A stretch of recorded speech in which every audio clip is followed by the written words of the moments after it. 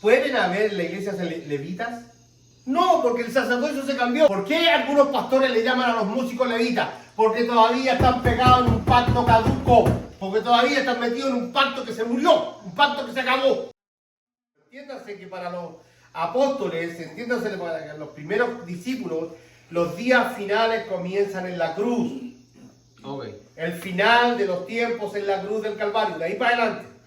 La iglesia cristiana está viviendo el final de los tiempos.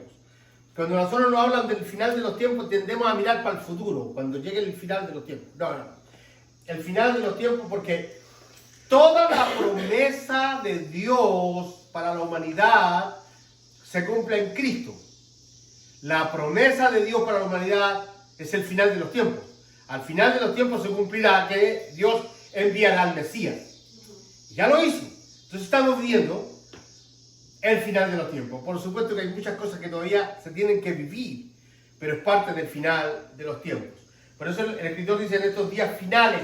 Entonces, lo primero que hace el escritor de Hebreos es explicar que Jesús es Dios, que a través de Él fueron creadas las cosas y fueron creadas para Él, que Él es el centro de toda la creación, es el motivo de toda la creación, y que es Él por su palabra.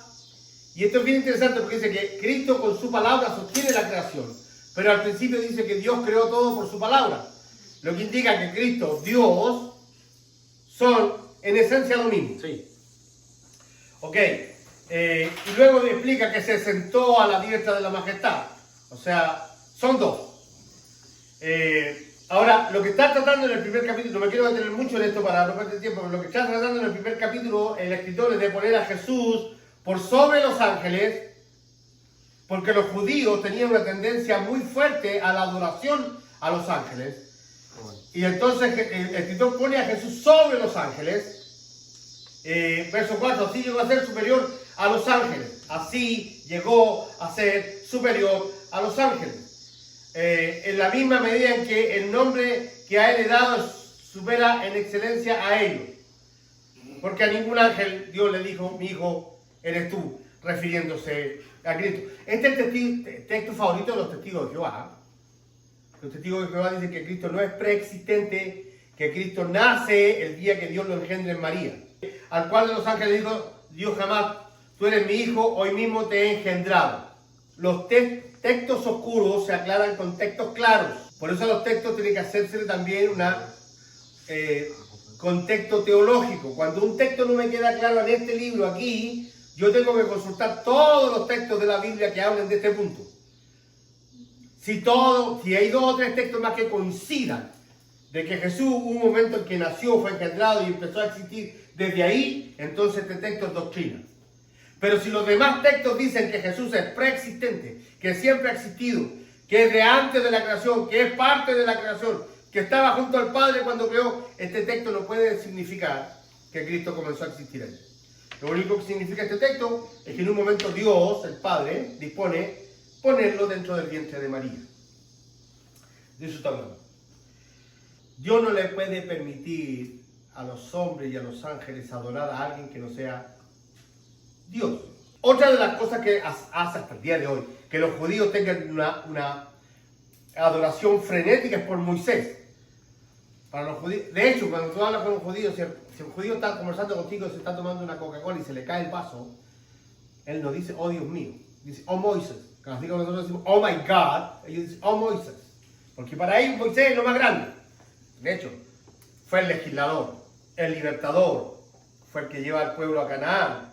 Pero mira lo que dice el capítulo 3. Por lo tanto, hermanos, ustedes que han sido santificados y que tienen parte en el mismo llamamiento celestial, considera a Jesús apóstol y sumo sacerdote de la fe que profesamos.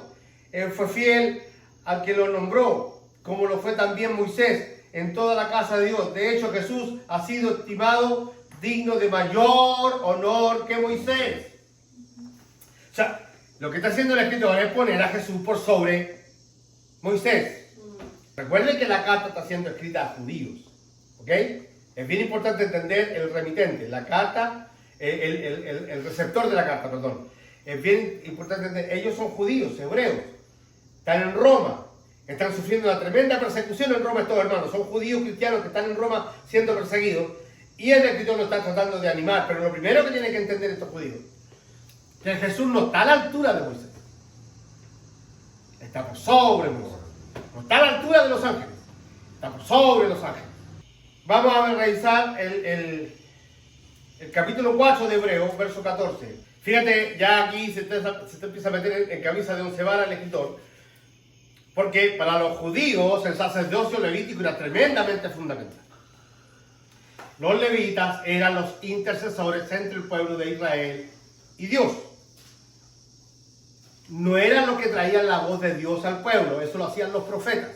Ellos traían la voz del pueblo a Dios, le traían la queja, le traían el dolor, le traían la tristeza, las preguntas, intercedían por Israel. Y ahora el escritor de Hebreos le dice a estos hermanos judíos, van a tener que cortarla con seguir pensando en los levitas como sacerdotes. Porque la iglesia tiene un sumo sacerdote. ¿Se acuerdan de las funciones del sumo sacerdote en Israel? Una vez al año, se celebraba el Yom Kippur, el Día del Perdón. ¿Qué hacía? Muy temprano en la mañana, el tipo tenía que pasar una semana entera aislado, el sumo sacerdote lo aislaban por una semana. Todavía se celebra. Todavía. Sí, claro, el Yom Kippur. El día 2 de octubre. 2 de octubre. Claro, el Yom Kippur no se puede dejar de celebrar. Ninguna fiesta judía se ha dejado de celebrar, todas.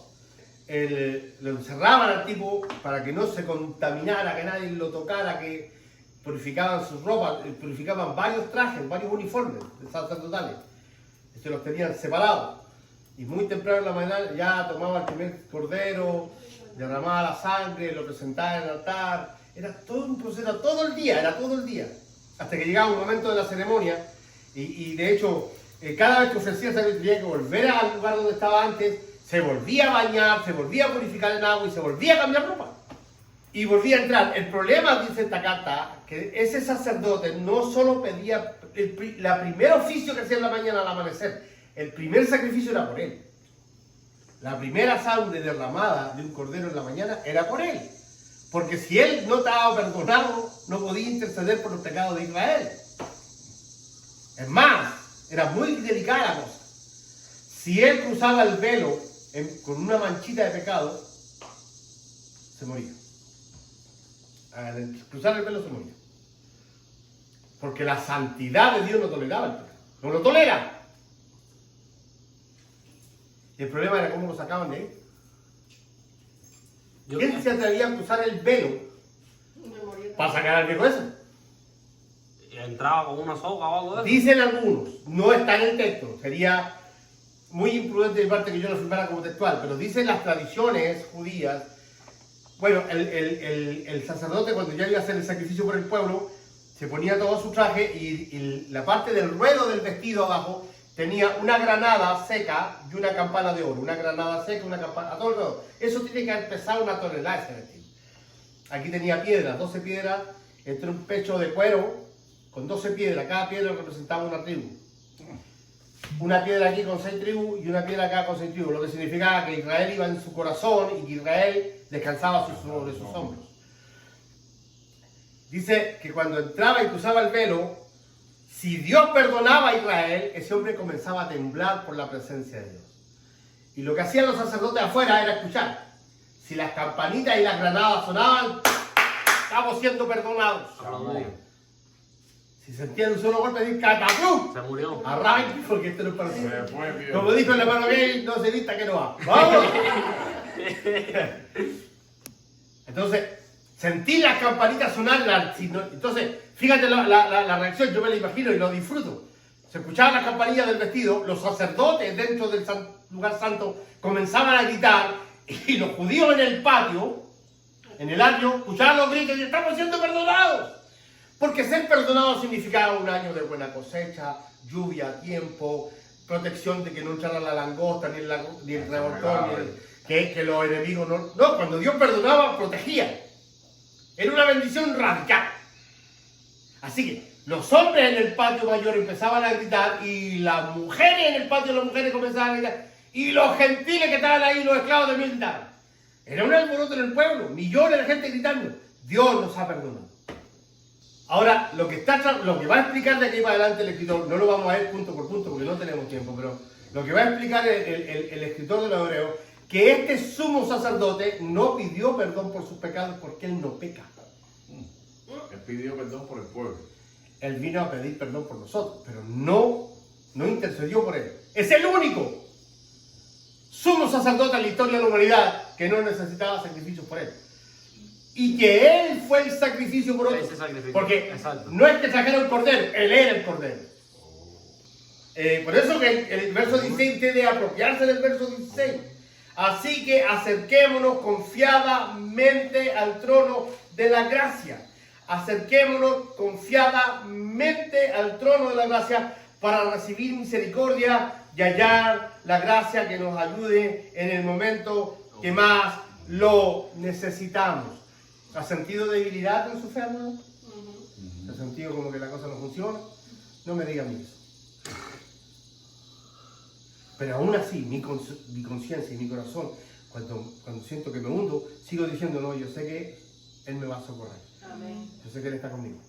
No veo nada, pero yo sé que Él está conmigo. Porque Él es mi sumo sacerdote que prometió que nunca dejaría de estar conmigo. Amén. Esa confianza me asiste inclusive cuando yo oro de malas ganas. Inclusive cuando oro y siento que nadie me escucha. Cuando oro triste y me levanto triste. Mentira que todos los cristianos después que oramos triste nos levantamos fortalecidos. Mentira. A veces oramos triste y nos levantamos triste y seguimos preocupados. Somos humanos. Así mismo es. Pero muy dentro de nuestros corazones nos asiste la seguridad de que Él es nuestro sumo sacerdote y que no ha dejado de interceder por nosotros. Amén. Amén. Todos los sacerdotes eran descendientes de Aarón, porque Aarón es el padre de la tribu Leví, los levitas. Entonces, y fíjate, es que esto es importante para los tiempos de hoy. Después de la cruz del Calvario, el único sacerdote perteneció a la tribu de Judá. Se llama Jesucristo.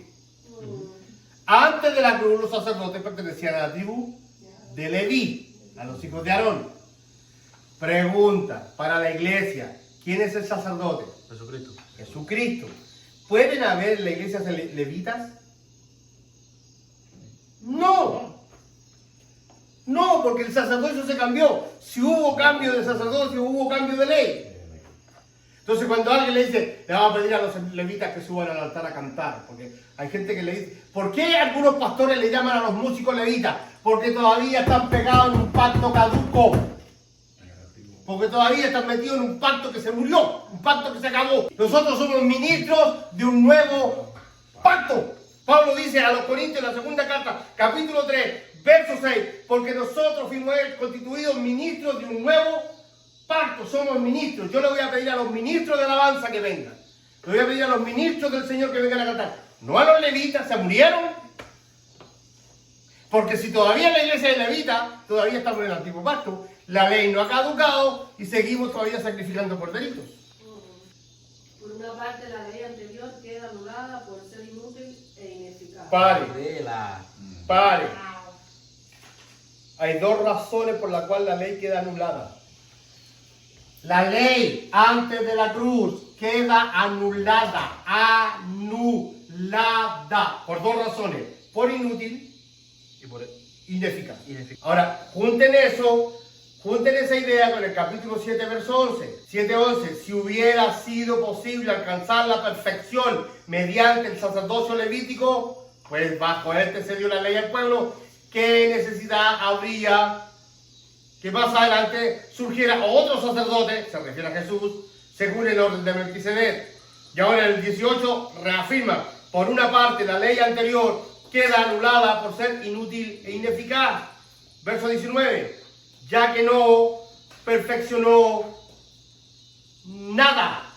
Y por otra, se introduce una esperanza mejor mediante la cual nos acercamos a Dios. Wow. No es la ley la que no es el ministerio levítico el que me introduce a Dios. Es la gracia la que me introduce a Dios. Es la fe la que me lleva a Dios. Ok. Por tanto, Jesús ha llegado a ser el que garantiza un pacto superior. Pare ahí. Pare ahí. ¿Dónde está el lápiz? Dios mío. Nuevo pacto. Antiguo pacto. Jesús, ¿qué garantía de qué? Y un pacto Superior. superior. El pacto de la gracia es superior al pacto anterior. Entonces yo como pastor tengo que tener mucho cuidado de no traer a la iglesia para atrás. Recuerden, hermano, que el primer domingo de mes es el domingo de primicias. Hay que traer las primicias. ¿Qué primicias? El pueblo de Dios tiene que traer primicias. Israel traía primicias. Yo soy de nuevo pacto. ¿Por qué me traigo a la gente para acá? Porque me conviene. Porque si yo soy sacerdote, tengo que vivir de la obra. Y las primicias son para mí. ¿Habla Dios en estos tiempos? Sí. A través de la Tal Biblia. como lo dijo Hebreos capítulo 1. En otro tiempo habló de otra forma. Hoy día nos habla por el Hijo. Ajá. Se acabó, no hay más. Ajá. Ok. Nos estamos gozando